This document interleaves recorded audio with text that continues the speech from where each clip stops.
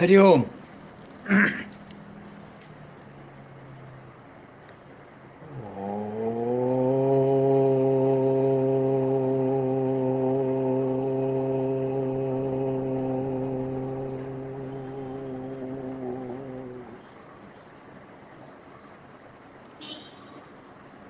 ഓം സഹനാവവതു സഹനൗ ഭുനക്തു സഹ വീര്യം കരവാവഹൈ തേജസ്വിനാവധീതമസ്തു മാ വിദ്വിഷാവഹൈ. ഓം ശാന്തി ശാന്തി ശാന്തി. ശാന്താകാരം ഭുജഗശയനം പത്മനാഭം സുരേശം വിശ്വാധാരം ഗഗനസദൃശം മേഘവർണം ശുഭംഗം ലക്ഷ്മീകാന്തം കമലനയനം യോഗിഹൃദ്യാനഗമ്യം വന്ദേ വിഷ്ണും ഭവഭയഹരം സർവലോകൈകനാഥം. എല്ലാവർക്കും ഹൃദയം നിറഞ്ഞ ദീപാവലി ആശംസകൾ. ഇന്ന് നമുക്ക് 45, 46 ശ്ലോകങ്ങൾ തന്നെ വായിക്കാം. 45-ാമത്തെ ശ്ലോകം കഴിഞ്ഞിട്ടില്ല. അപ്പോൾ 45, 46 വായിക്കാം. ഋതു സുദർശന കാല പരമേഷ്ടി പരിഗ്രഹ ഉഗ്രസംവത്സരോ ദക്ഷോ വിശ്രാമോ വിശ്വദക്ഷിണ വിസ്താരസ്ഥാവരസ്ഥാണു പ്രമാണം ബീജം അവ്യയം അർത്ഥോ അനർത്ഥോ മഹാകോശോ മഹാഭോഗോ മഹാധന. ഇന്നത്തെ നാമം 424 വിശ്രാമ.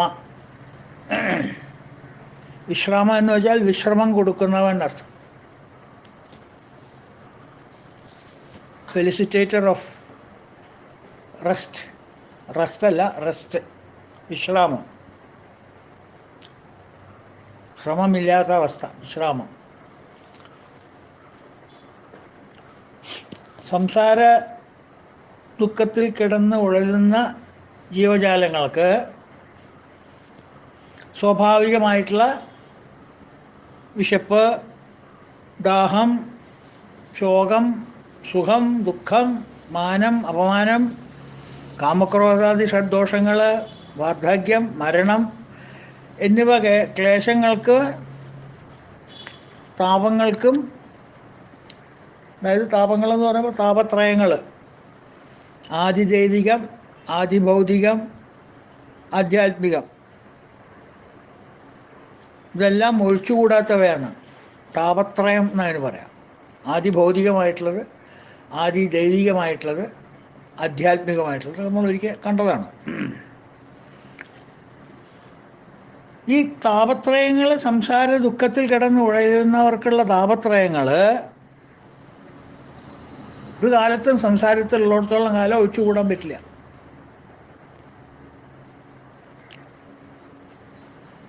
എല്ലാവരും വ്യത്യസ്ത രീതിയിൽ ഇതെല്ലാം അനുഭവിക്കുന്നുണ്ട്. ഇടയ്ക്ക് ചെറിയ സുഖം കിട്ടും, പിന്നെ ദുഃഖം ഉണ്ടാവും, പിന്നെ കാമം, ക്രോധം, ലോഭം, മോഹം, മതം, മത്സര്യം, ശരീരം തളർച്ച, വളർച്ച, ഇതൊക്കെ അങ്ങനെ സാധാരണ വന്നുകൊണ്ടേയിരിക്കും. ഒന്നല്ലെങ്കിൽ വേറെ രീതിയിൽ നമ്മളെല്ലാവരും അത് അനുഭവിക്കുന്നവരാണ്. സംസാരികളെല്ലാവരും അത് അനുഭവിക്കുന്നവരാണ്. തുടർച്ചയായിട്ട് ഇങ്ങനെ അനുഭവിക്കുന്നുണ്ട്. ഒരു ഗ്യാപ്പ് പീരീഡ് ഉണ്ടാവില്ല. മനുഷ്യൻ്റെ അനുഭവങ്ങൾക്കൊരു ഗ്യാപ്പില്ല. ശ്രദ്ധിച്ചിട്ടുണ്ടോ? അനുഭവങ്ങൾക്ക് ഗ്യാപ്പില്ല. അത് one after the other.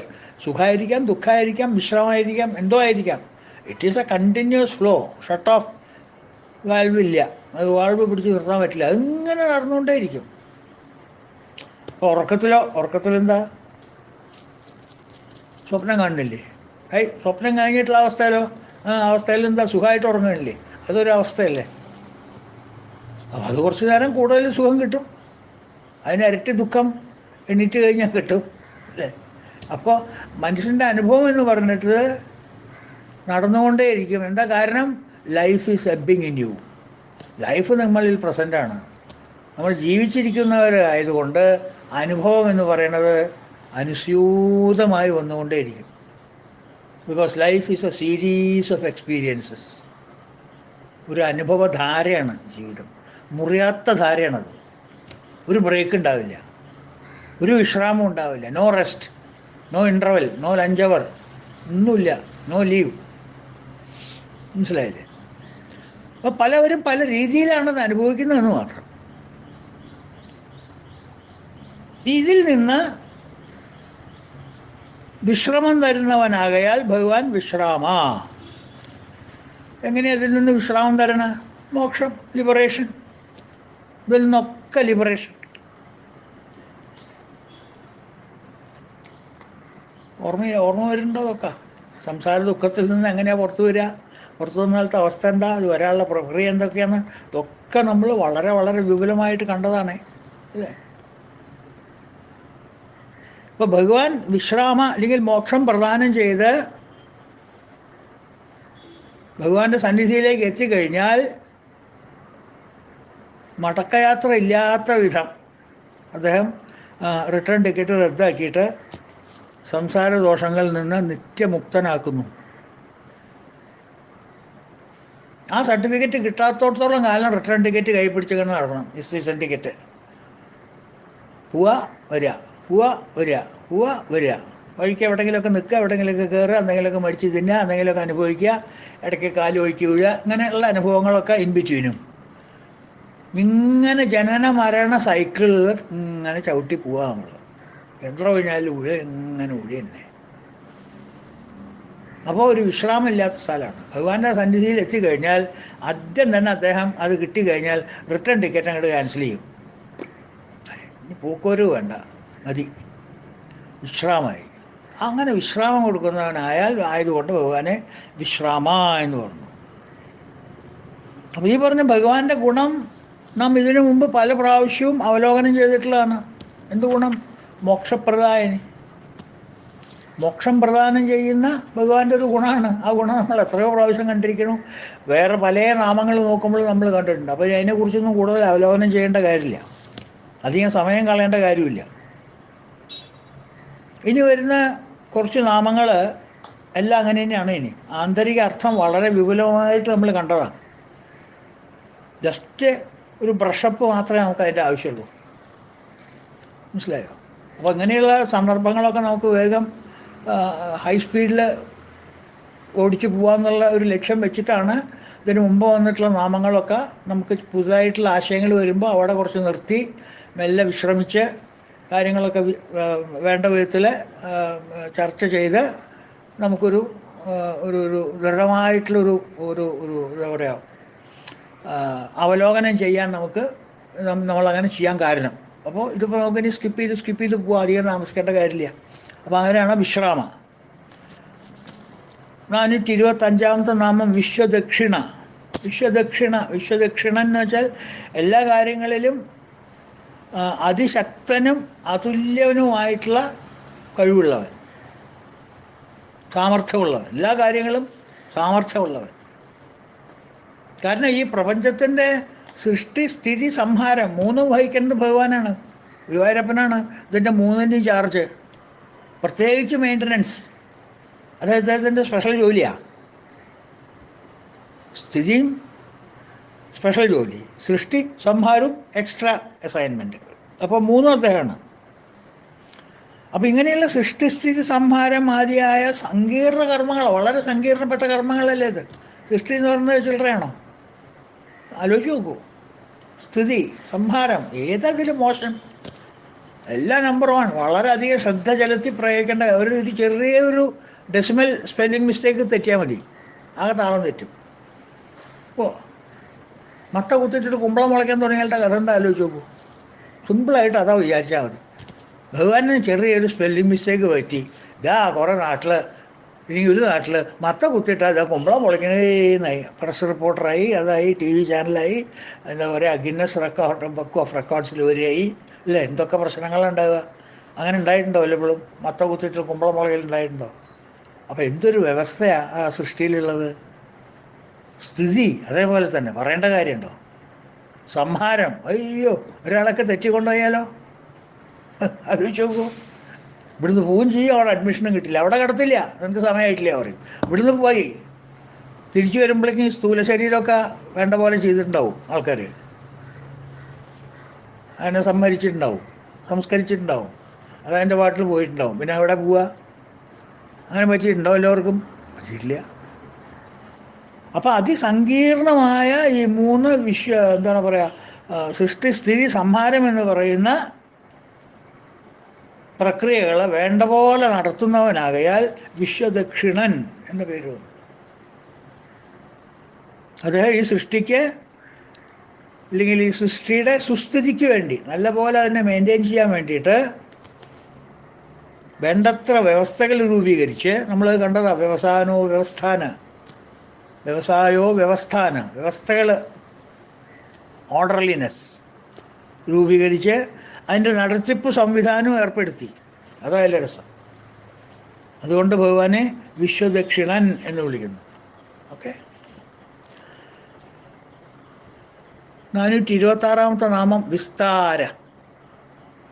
Vistara means simple meaning ആണ്, നല്ല പരപ്പുള്ളവൻ, എക്സ്പാൻസീവ്, എല്ലാ ദിക്കിലുമുള്ളവൻ, ഓൾ പെർവേഡിങ്, സർവവ്യാപി. എവിടെ അദ്ദേഹം ഇല്ലാത്ത, അദ്ദേഹത്തിൻ്റെ അംശമില്ലാത്ത എവിടെയുള്ളത്? അദ്ദേഹത്തിൻ്റെ പ്രസൻസ് ഇല്ലാത്ത എവിടെയുള്ളത്?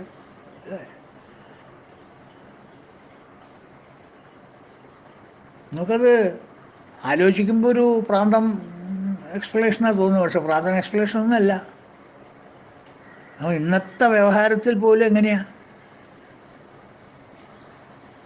മനുഷ്യൻ നിർമ്മിതമായിട്ടുള്ള സമാജങ്ങളുടെ നിയമങ്ങൾ, അതിൻ്റെ വ്യവസ്ഥകൾ, രാജ്യഭരണത്തിൻ്റെ വ്യവസ്ഥകൾ. ഇപ്പോൾ ഇന്ത്യ മഹാരാജ്യം ഉണ്ടെന്ന് വിചാരിക്കുക. ഈ ഇന്ത്യയുടെ രാജ്യം ഭരിക്കുന്ന ആരാ? മെയിനായിട്ട് ടോട്ടൽ ഓവറോൾ നോക്കുന്ന ആരാ? യൂണിയൻ ഗവൺമെൻറ് അല്ലേ, ഗവൺമെൻറ് ഓഫ് ഇന്ത്യ അല്ലേ. പിന്നെ government of Kerala, government Rajasthan, government of Maharashtra, ഇതൊക്കെ കുട്ടി കുട്ടി ദൈവങ്ങളുണ്ട്, അതാത് ആൾക്കാരുടെ ഫങ്ഷൻ നോക്കാനായിട്ട്, അതാത് സ്റ്റേറ്റുകളിൽ നോക്കാനായിട്ട്. ബട്ട് ഓവറോൾ പവർ ആർക്കുള്ളത്? ഭഗവാൻ ആരാ? ഗവൺമെൻറ് ഓഫ് ഇന്ത്യ അല്ലേ. അപ്പോൾ ഇന്ത്യയിൽ ഏതൊരു മൺതരിയിലാണ് ആ ഗവൺമെൻറ് ഓഫ് ഇന്ത്യയുടെ പവർ ഇല്ലാത്ത സ്ഥലം? കോൺസ്റ്റിറ്റ്യൂഷനിൽ ഏത് പ്രൊവിഷൻ വേണമെങ്കിൽ നോക്കൂ, അല്ലെങ്കിൽ ഏതെങ്കിലും നിയമങ്ങളുടെ ഏതെങ്കിലും പ്രൊവിഷൻ വേണമെങ്കിൽ നോക്കൂ. അതിൽ വളരെ സ്പഷ്ടമായിട്ട് എല്ലാ നിയമങ്ങളിലും എഴുതിയിട്ടുണ്ട്, this is applicable to the entire union of India. പണ്ട് എക്സെപ്റ്റ് ജമ്മു ആൻഡ് കാശ്മീരിൽ എഴുതിയിരുന്നു, ഇപ്പം അതില്ല, എടുത്തു കളഞ്ഞു. അപ്പോൾ ഗവൺമെൻറ് ഓഫ് ഇന്ത്യയുടെ എല്ലാ ദിക്കിലും ഈ നിയമത്തിന് ബാധകമാണ്. മീനിങ് ആ നിയമത്തിൽ വ്യവസ്ഥ ചെയ്തിട്ടുള്ള പവർ ഈ യൂണിയൻ ഗവൺമെൻറ് എല്ലാ ദിക്കിലുണ്ട്. എവിടെ ഇല്ലാത്ത, കന്യാകുമാരി മുതൽ അങ്ങേ അറ്റം ഹിമാലയം വരെ പവറുണ്ട്, യൂണിയൻ്റെ പവറുണ്ട്. ഇവിടെ തനിക്ക് പവറില്ല എന്ന് പറയാൻ ആർക്കും പറ്റില്ല. അപ്പോൾ ഇന്ത്യ മുഴുവൻ വ്യാപിച്ച് കിടക്കുകയാണ്. ആരുടെ പവർ? ഗവൺമെൻറ് ഓഫ് ഇന്ത്യയുടെ പവർ. ആ ഒരു ശക്തിയുടെ പവർ വ്യാപിച്ച് കിടക്കുകയാണ്. അതുപോലെ ഭഗവാൻ എന്നുള്ളൊരു വ്യവസ്ഥയുടെ പവർ ലോകം മുഴുവൻ, ജഗത്ത് മുഴുവൻ. ജഗത്ത് എന്ന് വെച്ചെങ്കിൽ നമ്മുടെ കാണുന്ന ഈ അറ്റ്ലാസിലും ഗ്ലോബിലും കാണുന്ന ഭൂമിയും 7 കോണ്ടിനെൻറ്റ്സും 7 സമുദ്രങ്ങളും അല്ല, എത്രയോ ഗാലാക്സികൾ, മിൽക്കി വേ, എത്രയോ ഗോളങ്ങൾ, എത്രയോ നക്ഷത്രങ്ങൾ. ഇതിൻ്റെ എല്ലാ ദിക്കിലും പെർവേസീവാണ്. ബിക്കോസ് അതൊക്കെ ക്രിയേറ്റഡ് ബീയിങ്സ് ആണ്. അതൊക്കെ അദ്ദേഹത്തിൻ്റെ കീഴിൽ വരുന്നവരാണ്. യൂണിയൻ ടെറിട്ടറി ഓഫ് ഭഗവാന്റെ യൂണിയൻ ടെറിട്ടറിയിൽ പെട്ടതാണ് അതൊക്കെ. അപ്പോൾ അവിടെയൊക്കെ പവറുണ്ട്. അതുകൊണ്ടാണ് വിസ്താര, ഓൾ പെർവേസീവ്, സർവവ്യാപി. there is no place where he is not. അങ്ങനെ കണ്ണു കെട്ടിച്ച് പോകാനും കിടക്കാനും പറ്റില്ല. എവിടെ അദ്ദേഹത്തിൻ്റെ കണ്ണുണ്ട്. സർവദക്ഷി ശിരോമുഖ. എന്തെങ്കിലും തെറ്റ് ചെയ്ത് അപ്പം കഴുത്ത് പിടിക്കുകയും ചെയ്യും. കാരണം സർവ്വത പാണിപാദം തത്. കുറേ കാലുകളുണ്ട്, കുറേ കൈകളുണ്ട്, കുറേ തലയുണ്ട്, മൂക്കുണ്ട്, കുറേ കണ്ണുണ്ട്. മീനിങ് എല്ലാ ദിക്കിലും അദ്ദേഹത്തിൻ്റെ കണ്ണുണ്ട്, എല്ലാ ദിക്കിലും അദ്ദേഹത്തിൻ്റെ പ്രസൻസ് ഉണ്ട്. പിന്നെന്താ? അതാണ് വിസ്താര എന്ന് പറയുന്നത്. വിസ്താരമായി കിടക്കുന്നവൻ. മനസ്സിലായോ? ഇതൊക്കെ നമ്മൾ വർണ്ണിച്ചിട്ടുള്ളതാണ് കേട്ടോ. ഇതൊക്കെ നമ്മൾ വ്യാഖ്യാനിച്ചിട്ടുള്ളതാണ്. പഴയത് ഒന്ന് ബ്രഷപ്പ് മനസ്സിലിങ്ങനെ ഒന്ന് റീപ്ലേ ചെയ്താൽ മനസ്സിലാവും. റീപ്ലേ ചെയ്തെങ്കിൽ ഞാൻ ഈ ഓഡിയോ റീപ്ലേ ചെയ്യാനല്ല പറഞ്ഞത്. മനസ്സിലുള്ളത് പലവരെയും കഴിയുന്നത് ഇറേസായി പോയിട്ടുണ്ടാവും. പക്ഷേ നമ്മളത് വ്യാഖ്യാനം ചെയ്തിട്ടുള്ള സമയത്ത് അത് അർത്ഥം വരുന്ന കാര്യങ്ങളൊക്കെ വിചാരിച്ച് മനസ്സിലുള്ളവർക്ക് അതിങ്ങനെ ഒരു ഫ്ലാഷ് ബാക്കായിട്ട് ചിന്തിച്ചാൽ നമുക്ക് അതിൻ്റെ അർത്ഥം കിട്ടും. സർവ്വവ്യാപി. ഇപ്പോൾ സർവ്വവ്യാപി എന്ന് പറയണമെന്നുണ്ടെങ്കിൽ സർവ്വവ്യാപി നമ്മൾ എവിടെയൊക്കെ ഡിസ്കസ് ചെയ്തു, എന്തെല്ലാം കാര്യങ്ങൾ നാമങ്ങൾ വ്യാഖ്യാനിക്കുമ്പോൾ നമ്മൾ ഡിസ്കസ് ചെയ്തു, ഇതെല്ലാം സന്ദർഭങ്ങൾ നമുക്ക് ഒന്ന് വിസ്തരിക്കാൻ അവിടെയൊക്കെ നമ്മൾ വിസ്തരിച്ചിട്ടുണ്ട്. അതുപോലെ വേറൊന്നാണ് വിസ്താര. അപ്പം അങ്ങനെയുള്ള നാമങ്ങളൊക്കെ ഇനി വരുമ്പോൾ നമ്മൾ ഓടിച്ചു പോവുകയുള്ളൂ. വിസ്താര. 427 സ്ഥാവരസ്ഥാണു. സ്ഥാവരസ്ഥാണു ഡബിൾ പോസിറ്റീവ്. സ്വസ്ഥിതി ശീലമായവന് അർത്ഥം. സ്വസ്ഥിതിയിലിരിക്കുന്നവൻ, അവൻ്റെ ഹാബിറ്റ് അതാണ്. He doesn't go out anywhere. സ്വസ്ഥിതി. അതുകൊണ്ടാണ് സ്വസ്തിക് എന്ന് വരാൻ കാരണം. സ്വസ്തിക് എന്നുള്ളതിൻ്റെ അർത്ഥം എന്താ? സ്വസ്ഥ. സ്വസ്ഥ. സെൽഫിഷ്. സെൽഫിഷ് അല്ല കേട്ടോ, സെൽഫിഷ്. സെൽഫ് ഇഷ് എന്നിട്ട് സെൽഫിഷ് അല്ല, മീങ്കച്ചോടല്ല. സെൽഫിഷ് ആത്മീയത്വം. സ്വസ്തിക്. സ്വസ്ഥ മീനിങ് സ്വന്തം. തിക് that which is your own self. വിസ്താരമായതുകൊണ്ട് മാറി നിൽക്കാൻ ഒരു സ്ഥലമില്ല അദ്ദേഹത്തിന്. ഓൾ പെർവേസീവായ ഒരാൾക്ക് എങ്ങടെ മാറി നിൽക്കുക? എന്നിൽ നിന്ന് ഞാൻ എങ്ങോട്ട് മാറി നിൽക്കും? ഞാൻ ഇല്ലാത്തൊരു ദിക്കിലേക്കല്ലേ എനിക്ക് നിൽക്കാൻ പറ്റുള്ളൂ. ഞാൻ ഉള്ള ദിക്കിലേക്ക് I cannot move within myself. എനിക്ക് എന്നിൽ തന്നെ പ്രയാണം ചെയ്യാൻ പറ്റുമോ? എങ്ങനെയാണ് പറ്റുക? എങ്ങനെയാണ് പറ്റുക? കുട്ടികളെ കളിപ്പിക്കാൻ നമ്മൾ പണ്ട് പറയും, അതൊന്നും ഇപ്പം നിനക്ക് ചെയ്യാൻ പറ്റില്ല കേട്ടോ, അത് പിന്നെ അമ്മാമ്മയ്ക്ക് എപ്പോഴാണ് ചെയ്യാൻ പറ്റുക? അതേ മോൻ്റെ തല നിൽക്കണോടത്ത് കഴുത്ത് വരട്ടെ എന്ന് പറയും. ഈ തല നിൽക്കണോടത്ത് കഴുത്ത് എപ്പോഴാണ് വരിക? ഇല്ലേ, കുട്ടികളെ പറ്റിക്കാൻ നമ്മളങ്ങനെ പറയാറില്ലേ? ഇപ്പോൾ തല നിൽക്കണോടത്ത് കഴുത്ത് വരട്ടെ. കുട്ടി അതൊന്ന് വിശ്വസിച്ച് അങ്ങോട്ട് പോവും. തല നിൽക്കണോടത്ത് കഴുത്ത് വരുമോ? എവിടെ എങ്ങനെയാണ് വരിക? പണ്ട് തല നിൽക്കുന്നുണ്ടായിരുന്ന സ്ഥലത്ത് ഇപ്പോൾ വേണമെങ്കിൽ കഴുത്ത് ഒന്നു വരാം. പക്ഷേ ഇപ്പോൾ തല നിൽക്കണോടത്ത് ഇപ്പോൾ കഴുത്ത് എങ്ങനെയാണ് വരിക? കാരണം എന്താ? അങ്ങോട്ട് എത്താൻ പറ്റില്ല. അപ്പോൾ ഞാൻ സർവ്വവ്യാപി ആയതുകൊണ്ട് എനിക്ക് അങ്ങോട്ട് മൂവ് ചെയ്യാൻ പറ്റില്ല. I cannot move further. ഞാൻ അങ്ങോട്ട് മൂവ് ചെയ്യുക. ഞാൻ ഇല്ലാത്തൊരു സ്ഥലത്തേക്ക് വേണ്ട എനിക്ക് മൂവ് ചെയ്യാൻ. ഞാൻ എല്ലാ ദിക്കിലും വ്യാപിച്ച് കിടക്കുകയാണ്. അപ്പോൾ പിന്നെ ഞാൻ എങ്ങനെയാണ് അനങ്ങാൻ പറ്റുക? അനങ്ങാൻ പറ്റില്ല. അതാണ് സ്ഥാവരസ്ഥാണു.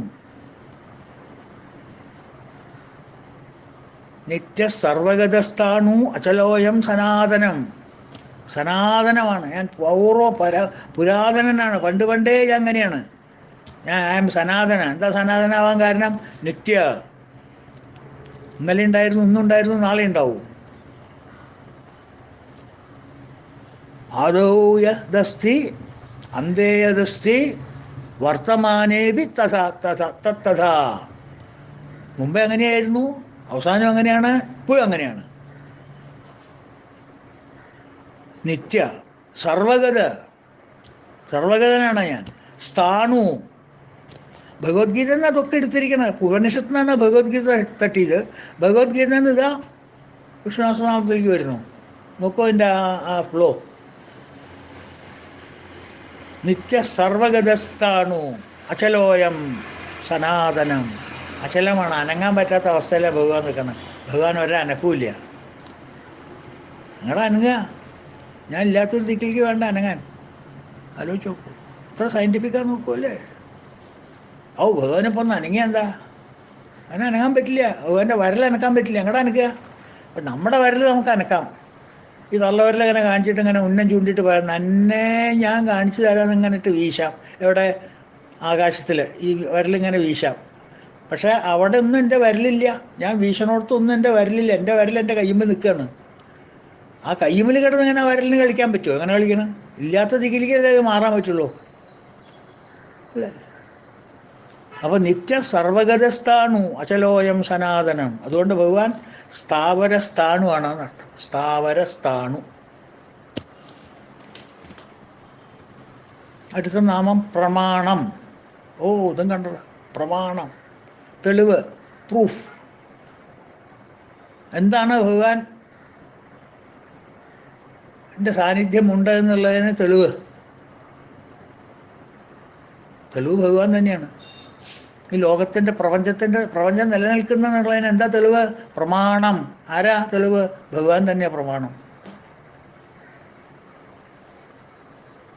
ഈ മലകളും കുന്നുകളും മേടുകളും ആഴികളും സമുദ്രങ്ങളും പക്ഷിവൃക്ഷങ്ങളും ലതാദികളും മനുഷ്യന്മാരും ഇത്രയധികം സൃഷ്ടികളുമൊക്കെ നിലനിൽക്കുന്നത് ഉണ്ടെന്നുള്ളതിന് എന്താ തെളിവ്? ഭഗവാൻ തന്നെയാണ് എൻ്റെ തെളിവ്. ഭഗവാൻ തന്നെയാണ് പ്രമാണം.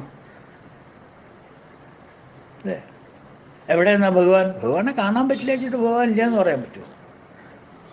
നല്ല മഴക്കാലത്ത്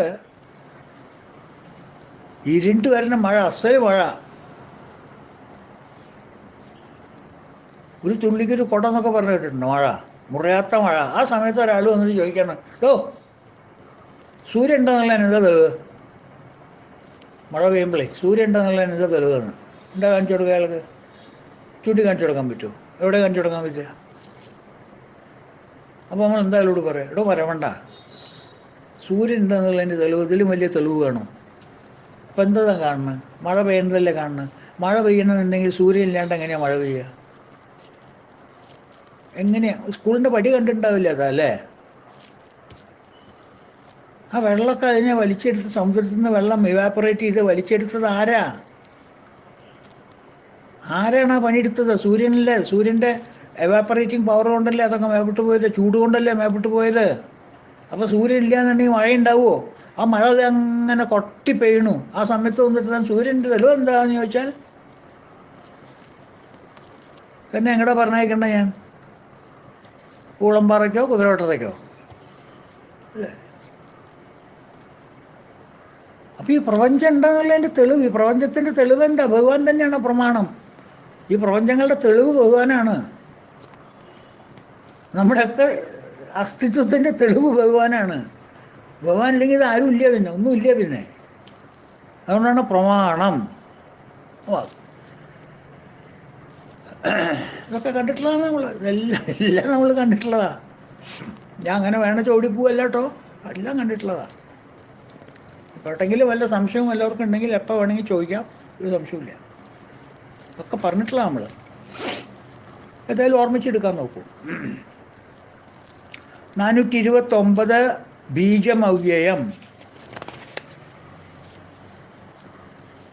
എന്നുവെച്ചാൽ യാതൊരു മാറ്റവും വരാത്തവൻ എന്നർത്ഥം. നശിക്കാത്ത ബീജം, ഓറിജിൻ. ബീജം എന്ന് വെച്ചാൽ ഓറിജിൻ, ആ സീഡ് നശിക്കാത്തതാണ്. നമ്മളെല്ലാം നശിക്കാത്ത സീഡുകളാണ് നമ്മൾ. ഒരു കാലത്ത് നമ്മളുടെ സീഡിന് നാശം വന്നിട്ടില്ല, നമ്മുടെ വിത്തിന് നാശം വന്നിട്ടില്ല. നമ്മൾ എവിടെ നിന്നാണോ പുറപ്പെട്ടത്, അപ്പോൾ ഒരു വിത്ത് ഉണ്ടാവുമല്ലോ, ആ വിത്തിന് ഒരു നാശവും വന്നിട്ടില്ല. അത് മാറി മാറി മാറി മാറി മാനിഫെസ്റ്റേഷൻസായി വേറെ വേറെ ഉപാധികളിൽ അത് പ്രകടമായി നടക്കുന്നു. പക്ഷെ ആ ബീജത്തിനൊരു വ്യത്യാസം. ആ ബീജം തന്നെയാണ് ഈ കയ്യും കാലമൊക്കെ വെച്ച് വന്നിരിക്കുന്നത്. ആ ബീജം തന്നെയാണ് ഈ ചിറകായിട്ട് വന്നിരിക്കുന്നത്. ആ ബീജം തന്നെയാണ് ഈ കൊമ്പും ചില്ലയൊക്കെ ആയിട്ട് വന്നിരിക്കുന്നത്. ബീജം ഈസ് സെയിം.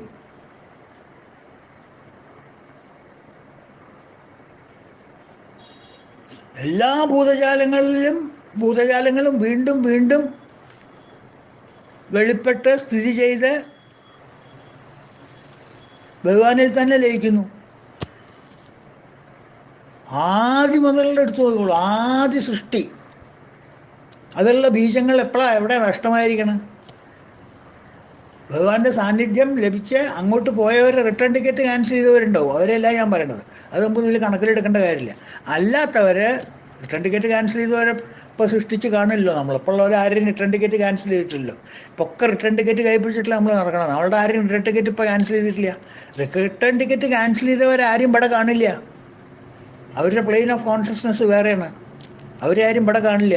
ഇവിടെ കാണുന്നവർക്കൊക്കെ പോക്കറ്റിൽ റിട്ടേൺ ടിക്കറ്റ് ഉണ്ട്, അല്ലേ? അപ്പോൾ ആരുടെയും ബീജം നഷ്ടപ്പെട്ടിട്ടില്ല. അവൻ എവിടുന്നാണ് വരുന്നത് എന്നുള്ളതൊക്കെ എഴുതി നമ്മുടെ കയ്യിലുണ്ട്. ആ ബീജം നമ്മളുടെ കയ്യിലുണ്ട്. അത് വീണ്ടും വീണ്ടും വെളിപ്പെട്ട് വരുന്നു. വേറെ വേറെ നാമത്തിലും വേറെ വേറെ രൂപത്തിലും കുറച്ചു കാലം സ്ഥിതി ചെയ്യുന്നു. അത് കഴിഞ്ഞ് അതിൽ തന്നെ ലയനമായി പോണു. ഇത് ഭഗവാൻ ഗീതയിൽ വളരെ വ്യക്തമായിട്ട് പറഞ്ഞിട്ടുള്ള 8-ാം അധ്യായത്തിൽ. ആരുടെയും ബീജം വരെ നഷ്ടപ്പെട്ടിട്ടില്ല. ഒരു ബീജം ആരുടെയും നഷ്ടപ്പെട്ടിട്ടില്ല. മിസ്സിംഗ് റിപ്പോർട്ട് ഒരെണ്ണം കിട്ടിയിട്ടില്ല. ലക്ഷോപിലക്ഷം കോടി കണക്കിനുള്ള സൃഷ്ടികൾ, നമ്മൾ മാത്രമല്ല, സകല സൃഷ്ടികളും, എല്ലാ സൃഷ്ടികൾക്കും ബീജം കാണണ്ടേ. അപ്പം എത്ര സൃഷ്ടികളുണ്ട് ഈ ലോകത്തിൽ? 84 ലക്ഷം മനുഷ്യ സൃഷ്ടികൾ, എത്രയോ ലക്ഷം പക്ഷിമൃഗാദികൾ, സസ്യലതാദികൾ. ഇവരുടെ ആരുടെയും ബീജത്തിൻ്റെ ഒരു മിസ്സിംഗ് റിപ്പോർട്ട് ഇതേവരെ കണ്ടിട്ടില്ല. വീണ്ടും വീണ്ടും ജനിക്കുന്നു, വീണ്ടും വീണ്ടും മരിക്കുന്നു എന്ന് മാത്രം. മോഡിഫിക്കേഷൻസ് ഉണ്ട്, അല്ലാണ്ട് മിസ്സിങ് ഇല്ല. മനസ്സിലായില്ലേ? ഭൂതഗ്രാമസ ഏവായം 8-ാം അധ്യായത്തിലെ ശ്ലോകമാണ്. ഭൂതഗ്രാമസ ഏവായം ഭൂത്വാ ഭൂത്വാ പ്രലീയതേ. മനസ്സിലായില്ലേ? ഭൂതഗ്രാമം, ഗ്രാമം എന്ന് വെച്ചെങ്കിൽ കൂട്ടം, സങ്കേതം. ഭൂതഗ്രാമസ ഏവായം, ഈ ഭൂതഗ്രാമങ്ങൾ എന്താ ഉണ്ടാവുന്നത്? ഭൂത്വാ ഭൂത്വാ, വീണ്ടും ജനിക്കുന്നു, വീണ്ടും ജനിക്കുന്നു. പിന്നെ പ്രലീയതേ, ഭൂത്വാ ഭൂത്വാ പ്രലീയതേ, വീണ്ടും വീണ്ടും ജനിച്ച് വീണ്ടും വീണ്ടും മരിക്കുന്നു.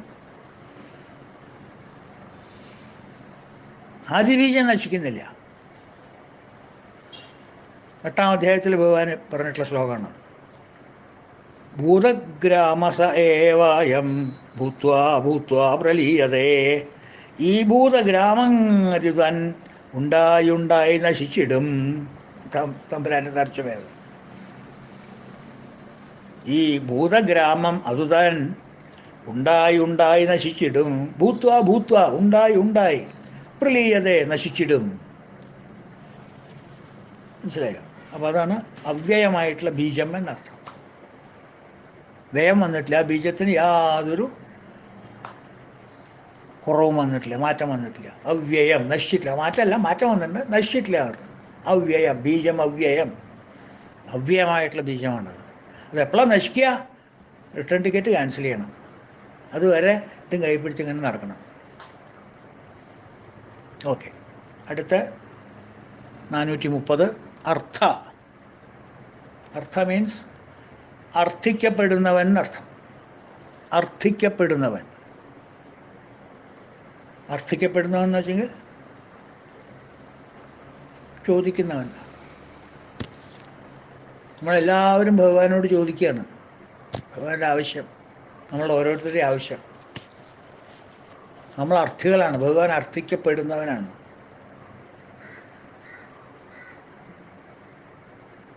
എല്ലാ ജീവജാലങ്ങളും ഒരു കാര്യം മനസ്സിലാക്കണം. ഇതും നമ്മൾ പറഞ്ഞതാണ്. എല്ലാ ജീവജാലങ്ങളും ആന്തരികമായി കാക്ഷിക്കുന്നത് എന്താ?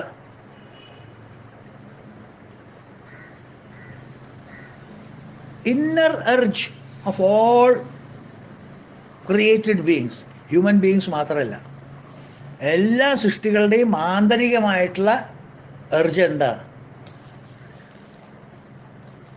അവരുടെ ലക്ഷ്യം? ശാശ്വത സുഖം അല്ലേ? ശാശ്വത സുഖം. ഒരു ക്രീപ്പർ പോലും വളഞ്ഞിടഞ്ഞ് തിരിഞ്ഞു മറിഞ്ഞ് മരത്തിൻ്റെ മുകളിൽ കയറി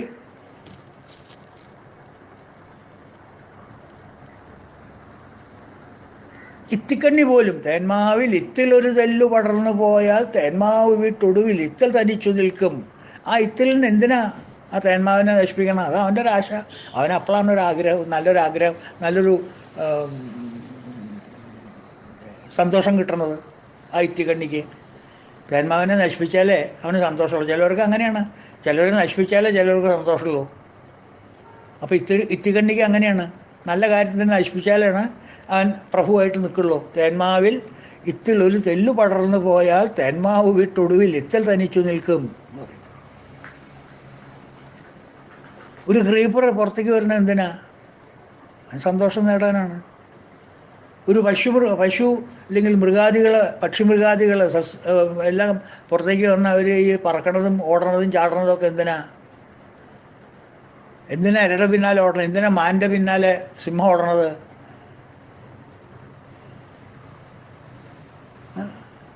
എന്തിനാ കുറുക്കൻ്റെ പിന്നാലെ ചെന്നായ ഓടണ? പറയൂ. അൾട്ടിമേറ്റ്ലി എന്തിനാ? വിശപ്പ് തീർക്കാനാന്ന് പറയും ഞങ്ങൾ. വിശപ്പ് തീർക്കണം എന്തിനാ?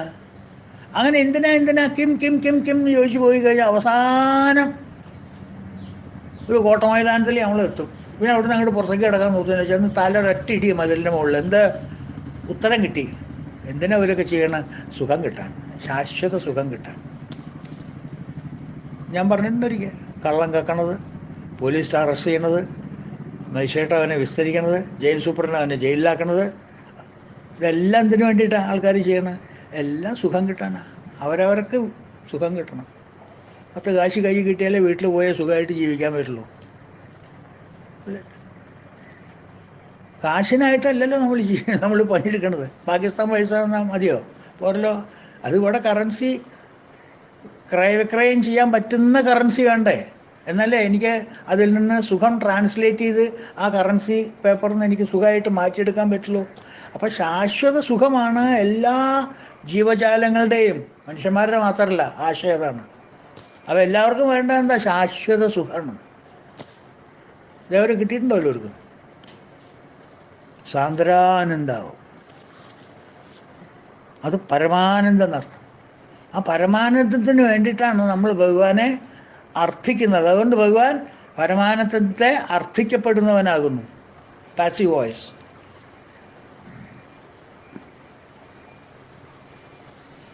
ആരൊക്കെ എന്തൊക്കെ വ്യത്യസ്തമായ കർമ്മങ്ങൾ ചെയ്താലും എല്ലാവർക്കും വേണ്ട എന്താ? സാമ്യൂൾ ജോൺസൺ പറഞ്ഞ പോലെ, to be happy at home is ultimate the aim of every human being. അവർ ഹ്യൂമൻ ബീയിങ്ങിനെ പറഞ്ഞിട്ടുള്ളൂ. നമ്മുടെ ശാസ്ത്രങ്ങൾ പറയണത് ക്രിയേറ്റഡ് ബീയിങ്സ് എന്നാണ്, ഭൂതജാലങ്ങളെന്നാണ് പറഞ്ഞത്. To be ultimately happy at home. ഇത് കണ്ടോ?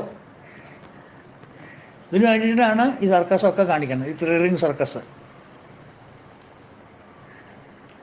അതാണ് ജീവജാലങ്ങൾക്ക് വേണ്ട അർത്ഥം. അപ്പം ഈ ശാശ്വത സുഖം, ആനന്ദം എന്ന് പറയുന്നത് ഭഗവാന്റെ തറവാടാണ്. അവിടെ പോയാൽ കിട്ടും. ധാരാളമുണ്ട്. 10 പേരിൽ കൂട്ടിയിട്ടുണ്ട് ആനന്ദം എന്ന് പറഞ്ഞു. തറവാട് ഭഗവാന്റെ എന്താ പറയുക, സൗധാണത്. ഭഗവാന്റെ പരമാനന്ദനാണ് ഭഗവാൻ. ഭഗവാന്റെ തറവാടാണത്, കലവറയാണത്.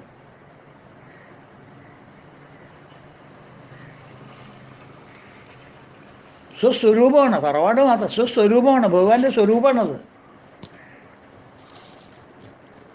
അതുകൊണ്ടല്ലേ ബൈബിളിൽ ഗോഡ് ഈസ് ലവ് എന്ന് പറഞ്ഞാൽ എന്താ? പിന്നെ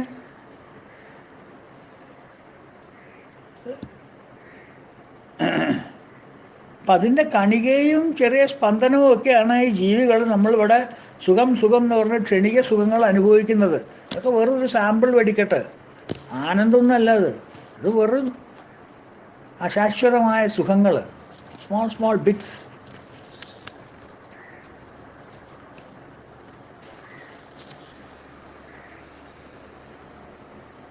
അതുകൊണ്ട് ഭഗവാനെ ആശ്രയിച്ച് നമ്മൾ അർത്ഥിച്ചാൽ മേൽ പറഞ്ഞ കൈവല്യം നമുക്ക് കൈവരിക്കാം. Therefore ഭഗവാൻ ഈസ് കോൾഡ് അർത്ഥ, മീനിങ് അർത്ഥിക്കപ്പെടുന്നവൻ. മനസ്സിലായോ? 431 അനർത്ഥ, നേരെ ഓപ്പോസിറ്റ്. ഭഗവാൻ ജീവികളുടെ അർത്ഥമാണ്, അർത്ഥിക്കപ്പെടുന്നവനാണ്. ജീവികളുടെ അർത്ഥിക്കപ്പെടുന്നവനാണ് ഭഗവാൻ.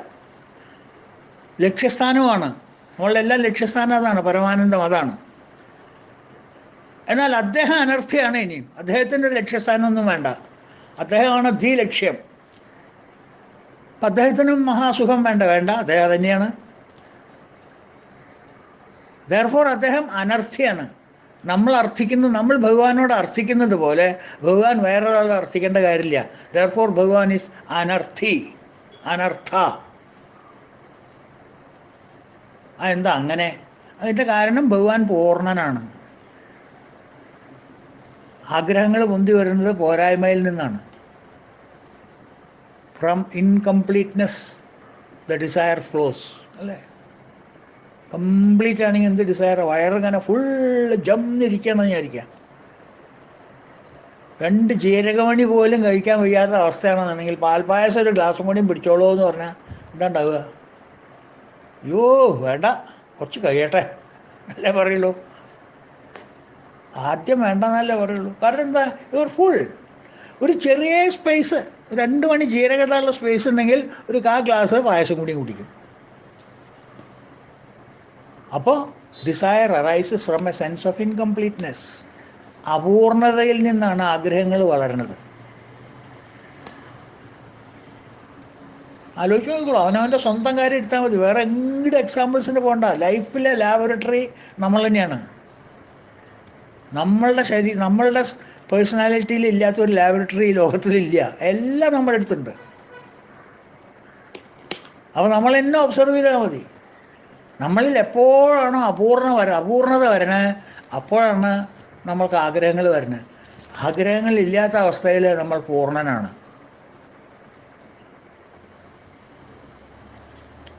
ഇൻകംപ്ലീറ്റ്നെസ്സിൽ നിന്നാണ് നമുക്ക് ആഗ്രഹങ്ങൾ വരുന്നത്. ഫുള്ളായിരിക്കുമ്പോൾ ഒന്നും വരില്ല. സമ്പൂർണ്ണ കുംഭം ന കരോതി ശബ്ദം. ഭഗവാൻ ഒന്നിൻ്റെയും ആവശ്യമില്ല. ഭഗവാൻ ഓൾവേസ് പൂർണ്ണൻ. പൂർണ്ണമത പൂർണ്ണമിതം. എല്ലാം പൂർണ്ണമാണ് ഭഗവാന്റെ. പിന്നെന്താ ആഗ്രഹത്തിന് ആവശ്യം? ഭഗവാന്റെ അതുണ്ടോ കയ്യിൽ? അതുണ്ട്. ഇതുണ്ട്. മറ്റതുണ്ട്. മറിച്ചതുണ്ട്. എല്ലാം ഉണ്ട് ഭഗവാന്റെ കയ്യിൽ. പിന്നെന്താ അദ്ദേഹത്തിന് കുറവ്?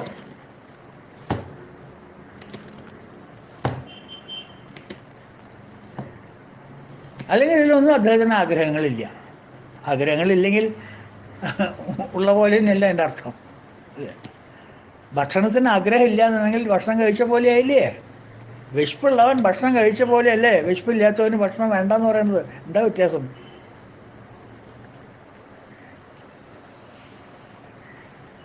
മൂന്നാം അധ്യായത്തിൽ ഭഗവാൻ പറഞ്ഞത് ഓർമ്മയുണ്ടോ? അർജുന, ഞാൻ ഈ 24 മണിക്കൂറും ഓടിച്ചാടി കണ്ടിട്ട് നീ എന്നെ തെറ്റിദ്ധരിക്കണ്ട.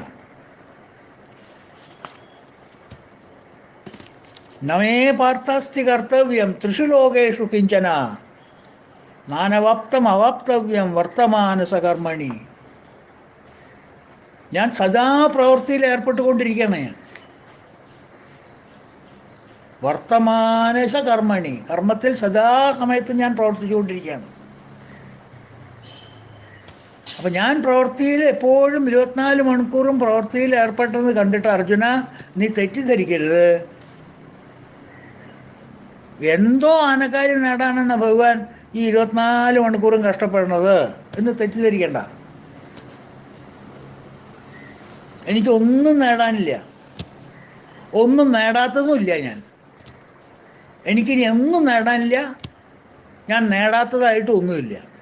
പക്ഷെ എങ്കിലും ഞാൻ എപ്പോഴും കർമ്മം ചെയ്തുകൊണ്ടിരിക്കുന്നു. ആ കർമ്മം ചെയ്യുന്നത് നീ തെറ്റിദ്ധരിക്കരുത്. അതാണ് അർത്ഥം ശ്ലോകത്തിൻ്റെ അർത്ഥം. നമേ പാർത്ഥാസ്തി കർത്തവ്യം. എനിക്കൊരു കർത്തവ്യമില്ല ലോകത്തിൽ. I am not oblige to do any duty. നമ്മളെപ്പോലെയല്ല. ത്രിഷു ലോകേഷു കിഞ്ചന, 3 ലോകത്തിൽ എനിക്കൊന്നും ചെയ്യാനില്ല. At 3 periods of time. ഉണർന്നിരിക്കുമ്പോഴും സ്വപ്നം കാണുമ്പോഴും ഉറക്കത്തിൽ എനിക്കൊന്നും ചെയ്യാൻ ഒരു ഡ്യൂട്ടി ഇല്ല എനിക്ക്. ഈവൻ ദെൻ നാനവാപ്തം അവാപ്തവ്യം വർത്ത ഏവച കർമ്മണി. ഞാൻ കർമ്മത്തിലേ വർത്തിച്ചുകൊണ്ടിരിക്കുകയാണ്. എനിക്കു പാർത്ഥ മുപ്പാരിൽ ഒന്നും ചെയ്യേണ്ടതില്ലടോ. നമേ പാർത്ഥാസ്തി കർത്തവ്യം ത്രിഷു ലോകേഷു കിഞ്ചന നാനവാപ്തം അവാപ്തവ്യം. കിട്ടാത്തതില്ല കിട്ടാനും. ആ ഒരു മലയാളത്തിൽ ആ പ്രയോഗം കണ്ടു നിങ്ങൾ? നാനവാപ്തം അവാപ്തവ്യം, കിട്ടാത്തതില്ല കിട്ടാനും. വർത്തയേവച കർമ്മണി, കർമ്മത്തിൽ തന്നെ നിൽപ്പു ഞാൻ. മലയാളത്തിൽ നിന്ന് സാൻസ്ക്രിറ്റിലേക്കോ സാൻസ്ക്രിറ്റിൽ നിന്ന് മലയാളത്തിലേക്കോ തർജ്ജമ.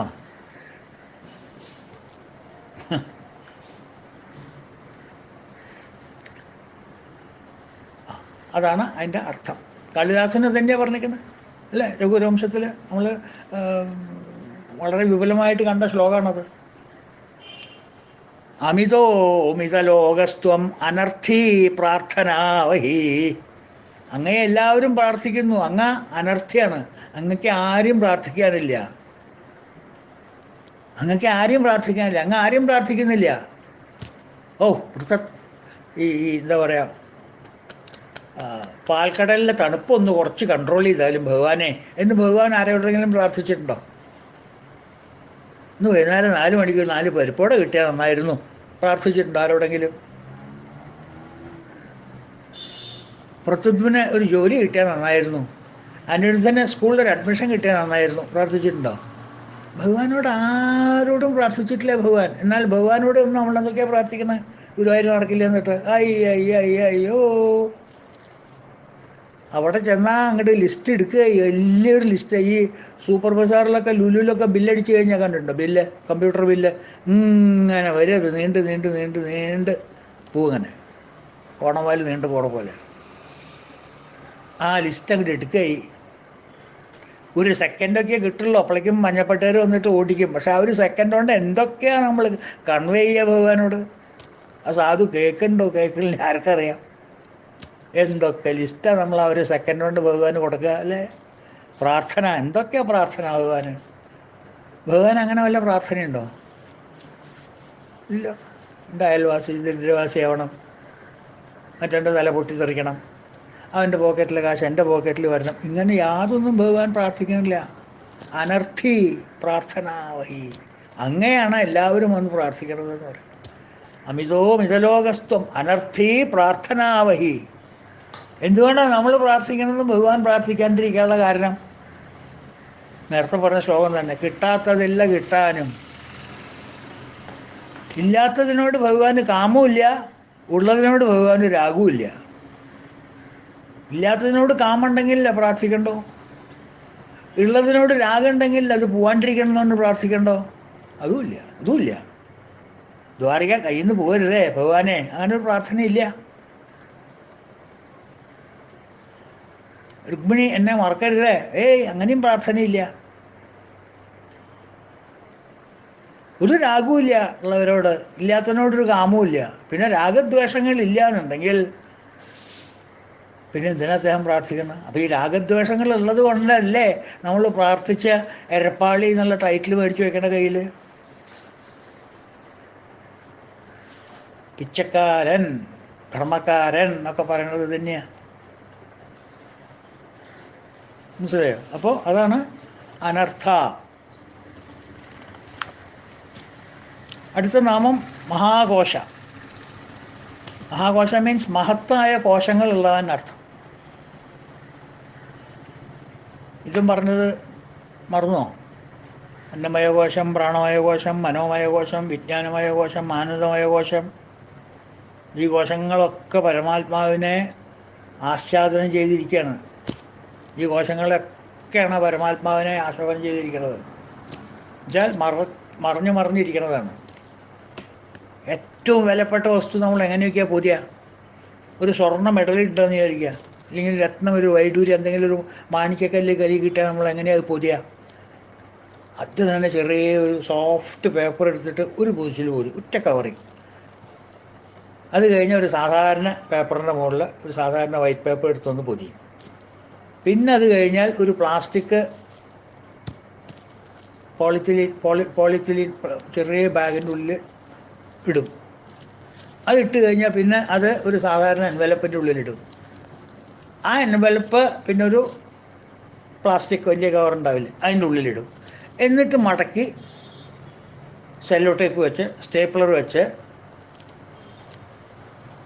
കൊണ്ടെടുക്കും.